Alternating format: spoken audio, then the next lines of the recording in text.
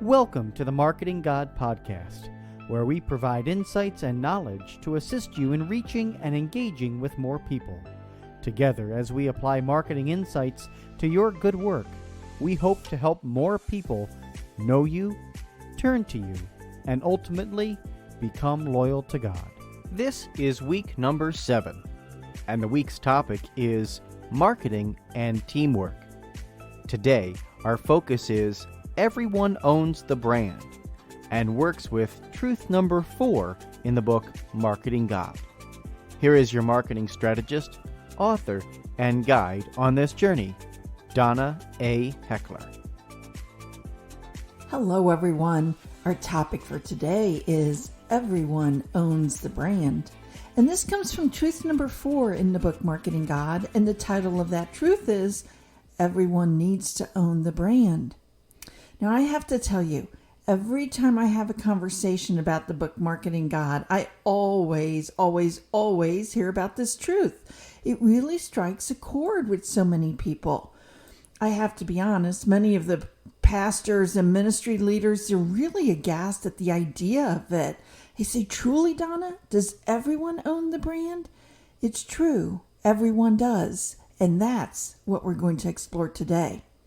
But first, let's start with the Bible verse that we use in the book. The verse is 1 Corinthians 12:12, and it reads like this: just as the body is one and has many members, and all the members of the body, though many, are one body, so it is with Christ. This is such a beautiful verse to me, and it reminds me that we each have our unique role to play for Christ, and yet each of our roles is so different. And that's just like a brand, my friends. All too often, people will think that a parish brand is owned by the pastor or the ministry brand is owned by the executive director. So it rattles people to hear that the brand is owned by everyone. But notice, I'm not saying that everyone directs the brand. No, I'm saying that everyone owns the brand. So what do I mean? In today's society, there is so much segmentation, especially in the way we work. You have the accounting department versus sales versus production versus volunteer groups, and everybody has their own role or service or department, and they work just within that organization. Likewise, many of our organizations have brand marketing and communication, and those are seen as very specific roles. So people are trained to think that brand marketing does everything for the brand, much like accounting does all the accounting. But remember, a brand is a promise. As a promise, everything that is said or done either reflects on that brand promise or does not reflect the brand's promise. Everything, not just what marketing or communication does. Therefore, the most effective brands are those that engage all members of the organization in delivering on the brand promise. One of my favorite examples, if you've heard me speak, you know I've used this one because it's just so clear, I think, in illustrating this point. The example, Southwest Airlines. If you've ever flown on Southwest, you've probably had somebody sing to you or do a little fun item as they are addressing you. One of the flight attendants will do that. But here's the thing. No one told the flight attendant on flight 6325 to sing to you, did they? But the flight attendant did anyhow. How did they know that that was okay to do? Most likely, the brand. They understand the promise of the brand and they understand what it looks like to live that promise. And importantly, they take ownership and interest in the brand enough to do something like sing to you as you fly. Now think about your parish. A very simple example. But if your parish is all about being friendly, do all the parishioners know that? Do they do that?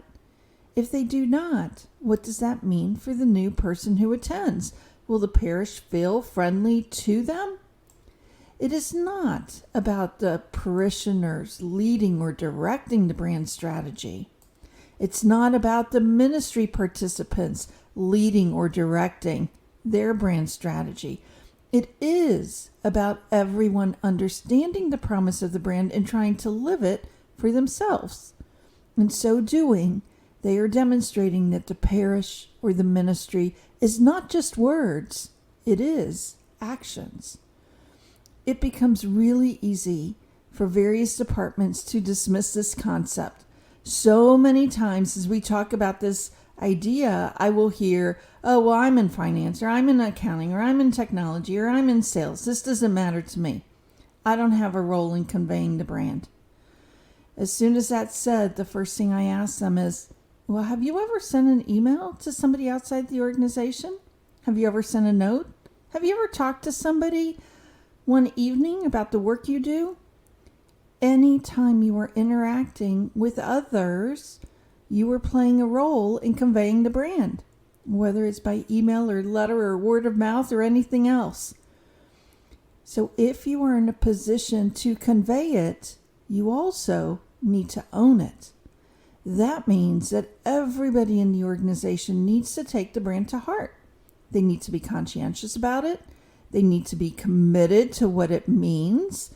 And they need to be intentional about it. One of the organizations I love is Focus. I know I've mentioned them before, the Fellowship of Catholic University Students. One of the reasons that I so love them is that the joy that each of the Focus missionaries have, it just exudes from each of them. They love the Lord and they are so willing to share it. They are a beautiful example of the impact of owning the brand. First and foremost, for them, for their brand, it is about sharing the joy of the Lord. And they do that so effortlessly almost. They live that every day. Ask somebody about Focus, and most likely they will share about a vibrant young person who's living the faith boldly. The people at Focus are in different areas. They do different things. They support various parts of the organization. Much like is said in 1 Corinthians, they are different parts of one body, and a powerful example to us of the importance of everyone owning the brand. As you reflect on today's podcast, ask yourself, what would it look like if your entire organization, parish, or ministry owned your brand? What might you see as a result of that? That's all for today, folks. I look forward to seeing you at our next podcast. As we end today's podcast, we have a question for you. Donna is entertaining the idea of continuing the podcast by answering your questions on marketing for your specific organization. The idea, one question a day with about a 10-minute conversation on the issue you are facing. Please let us know if that idea is of interest to you. You can mention something in the comments or in the Marketing God Facebook group, or send a message to Donna through her website or social media. Regardless, we are happy you were here today and are glad you listened. Please don't forget to look for the worksheet for today's topic in the podcast link.